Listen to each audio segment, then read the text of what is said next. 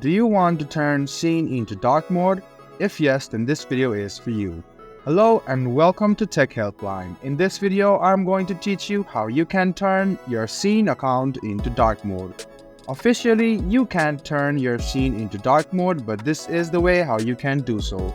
You can see that my Shein account is currently on its default mode, and there is no option to turn it into dark mode. So in some mobiles, if you just tap on dark mode, your Shein turns into dark mode.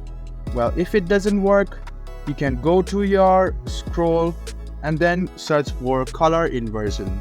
If you tap on it, you can see that your Shein is now turned into dark mode. Now to turn it back off, you can just click on it again and it will be on the default mode. So this is how you turn your Shein into dark mode. I hope this video was helpful for you. If you still have any kind of confusion, please do mention us on the comment section down below. Like the video, subscribe to the channel, and do hit the bell button for more. I hope to see you in the next video. Until then, goodbye, take care and enjoy.